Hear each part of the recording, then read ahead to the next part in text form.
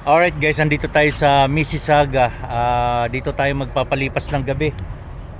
Sa along the road lang tayo. Kasi nandun yung truck stop. Punong-puno. Galing tayo ng Flying J. Galing din tayo ng ESO. Punong-puno. So pumunta ako dito sa Petropas. Nagbabaka sakali. Kaso lang, punong-puno pa rin. Ayan o. Kanina ang dungis natin, nagbihis tayo kasi bukas may pick up pa ako. Then nakatsinelas na lang tayo. Ayan o. Dahil matutulog na tayo. So yung load natin ay 6 na kamada na coil. So yan yung kamada niya. Malaki space dito kasi kakarga pa tayo bukas. Pipick up pa ako bukas ng bakal. Dito natin siya ikakarga. So ito coil din to, 4 na kamada at doon 2. Nasa 70,000 pounds yung karga natin. So pipick up tayo bukas ng 20,000 pounds para makompleto yung 90,000 pounds. Ito ang mahirap dito sa sa Toronto or Mississauga. Maraming truck stop, kaso lang puro puno. Hindi naman siya ganung kalaki ang mga truck stop dito. Katulad niya no, siksikan na sila oh. Siksikan. Buti na lang nakakita tayo ng spot dito. Kanina nandun ako sa loob, nag-ikot-ikot ako. Sa Flying J, nag-ikot-ikot din ako kanina. Puno. Sa ESO, nag-ikot-ikot din ako, puno. So nag-try ako dito. Wala talaga, puno rin. Kaya mahirap dito pumarada. Kung wala akong pipick upin pa uwi na ako sa yard Kaso lang may pick up pa ako 20,000 pounds isang lang yon, isang customer tong dideliveran. 2 pick up, iba-ibang customer, pero isang bagsak lang sa Edmonton. Yan. Diba? Kalabas na yung plastic. So yun, dito na lang tayo matutulog at magpapalipas ng gabi sa kalsada na ito. Along the road, along to. Nagamit natin lahat ng natin kadena. Dahil coil karga natin kailangan kadenahan. Ayan nandito lang tayo.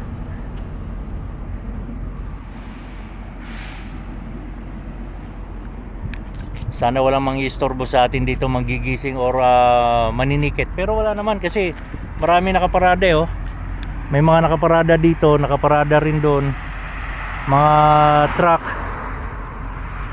So nakakita din ako ng spot dito. Dito na tayo matutulog. Kasi wala na wala na tayong mapupuntahan. Ang pipick up pa natin nasa 5 kilometer na lang. So dito na lang tayo magpalipas ng gabi. So good night guys, good night at see you tomorrow.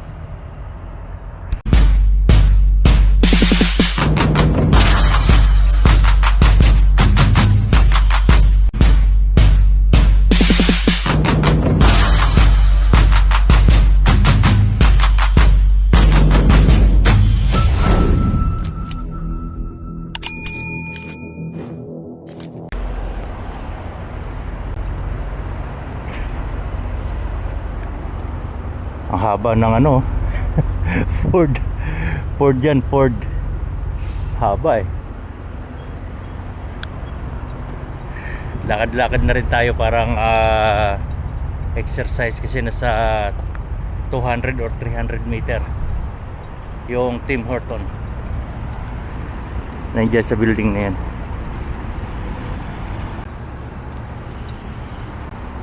So yun, nakabili na tayo ng kape at ready to go na tayo. Nasa lang naman, 2 to 3 kilometer na lang yung pupuntahan natin. Kung napapansin nyo ako, hindi ako nagbibideo sa mga matao kasi may mga ibang lahi na ayaw ng camera, baka maano pa tayo, di ba? Problema.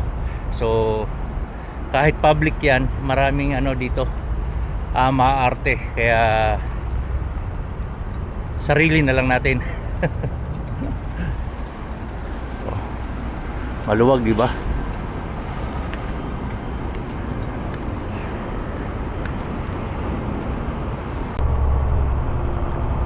Ito na yung steel crop guys, pero ang daan natin sa kabila, sa likod. Walang daanan dito nasa likod. Kabilang side.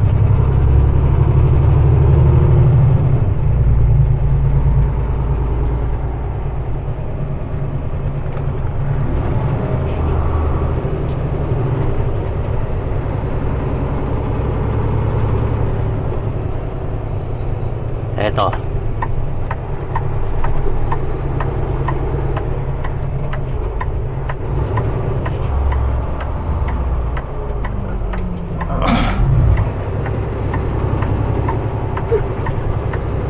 Pwede pala mag-overnight dito, matulog oh.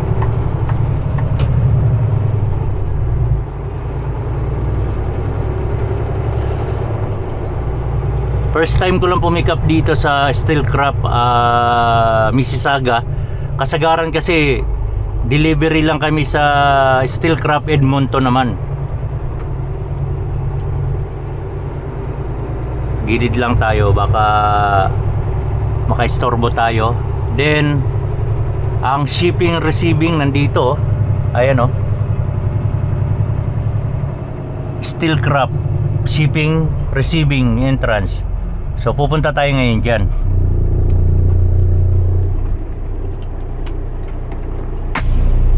Ilang oras naman ay 7:30 na, sakto. Bukas na sila. Let's go. Tara, punta natin. Meron tayong copy ng pickup. Maluwag tong Steel Crop dito eh. Sa Edmonton medyo masikip. Pero masikip ang atrasan. Let's go. So dito lang tayo. Papatayin na natin yung camera. So doon daw tayo sa door na unang-una, doon sa flat. Then pagitna tayo para both side makakargahan tayo. Let's go.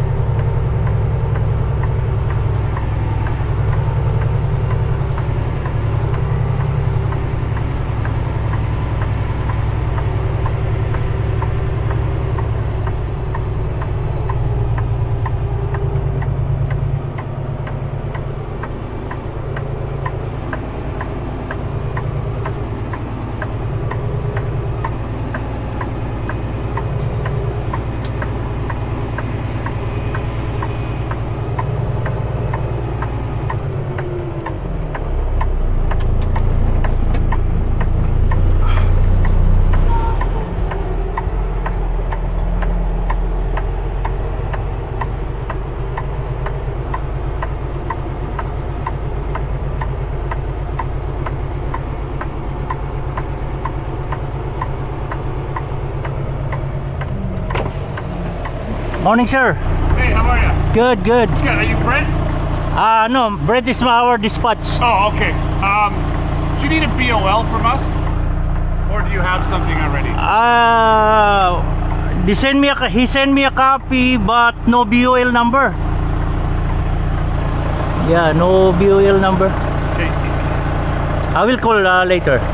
Okay. But he said I have a pickup 10 feet something. Yeah. 20,000 pounds. It's all right here. Yeah. Okay. Do you have water? You got your tarps are waterproof? Yeah, plastic. Okay. Yeah, no problem. Yeah. Alrighty. So my guys will load you up, and we'll go from there. Okay, sir. All right.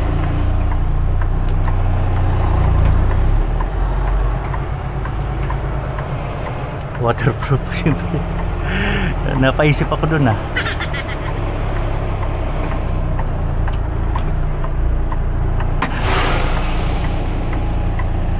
Karga muna tayo guys. Ito yung karga natin, mga Engelberts pala.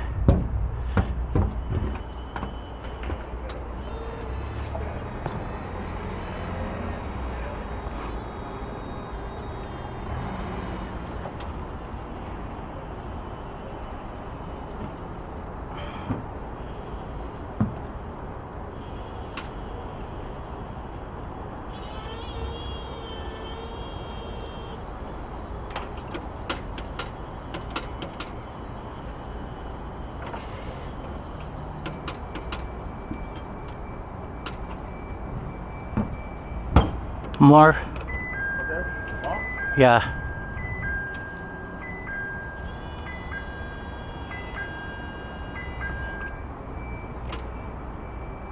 That side in. Yeah. You have to push the top one back a little. Okay, yeah.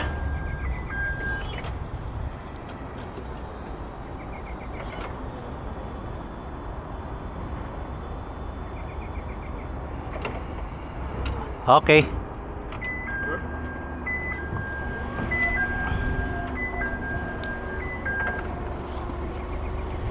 can put that there. Yeah, you can put this. Now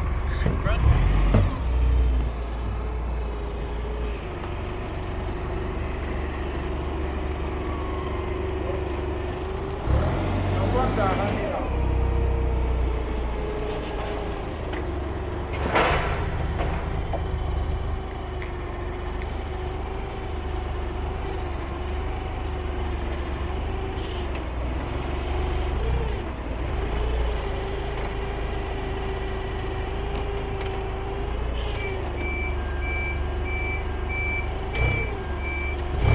Okay.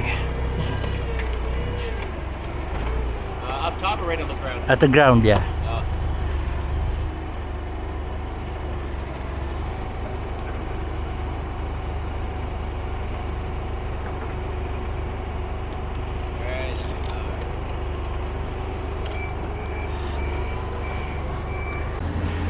Itatarp muna natin to pansamantala guys, kasi wala na akong plastic at wala na akong carpet. Kakarpitan pa natin to.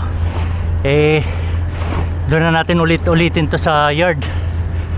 Ayan, ayun o, matalas eh, oh. Napupunit eh. Talas eh, wala na tayong carpet.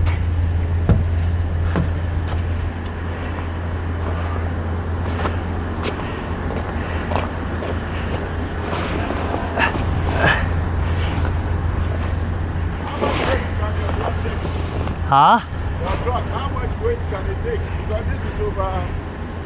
Yeah, this 20,000 pounds. Yeah. I'm allowed 90,000 pounds. Wow. Yeah, gross weight. 90,000 pounds gross weight. Very heavy, huh? Give me the problem. If you pick one and you go up, you feel it. I'll grab Angus. So, diretso na tayo ngayon sa yard. Siyempre, to make sure, kailangan natin na timbangin pa rin ito para makuha natin yung actual or updated na gauge ng trailer.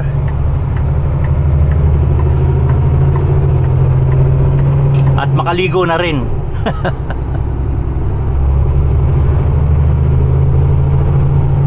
Meron tayong 18 kilometer lang meron tayo nasa 70 kilometer hanggang yard.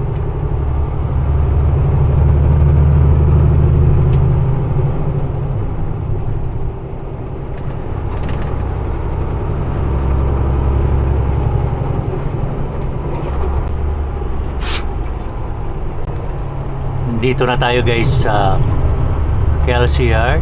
Yan, welcome to Kelsey since 1981. Uy, ano meron dito? Daming van. Any spill air condition. Okay. Walang mga truck, oh, busy sa biyahe lahat.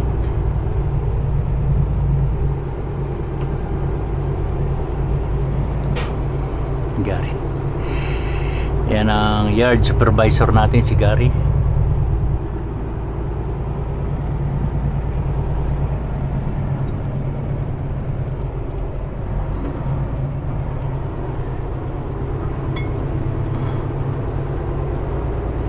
Titimbang tayo guys para makuha natin yung actual na timbang natin.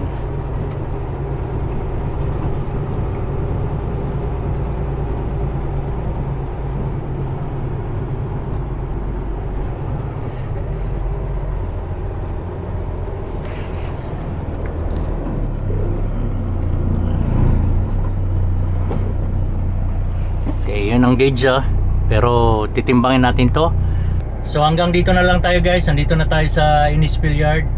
So every time na pipick up tayo sa city, pagdaan natin ng yard bago tayo bumiyahe ng west, magtimbang muna tayo para sure tayo. Dahil mahirap na kumpiyansa tayo sa gauge natin, yung pala na servisan yung trailer natin, nagbago ang gauge nya. So mas maganda magtimbang tayo bago tayo bumiyahe ng west. So di ba tumimbang tayo? Ang timbang ko, over ako dito sa joint o sa lead trailer. Over ako ng 1,500 kg.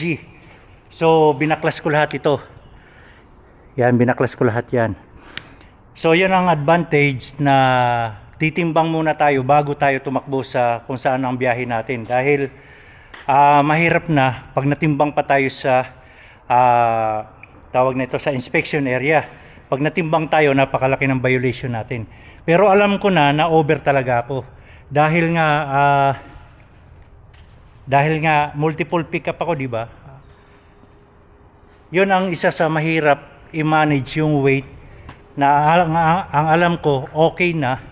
Kaso lang yung nagkarga na itong angle bar na to hindi niya isinagad dito. Ayan. Sabi ko isagad pero hindi ko na pinilit dahil dadaan naman ako ng yard at saka walang pulley ito. 'Di ba? Sabi ko lalagyan natin ng pulley dito sa yard.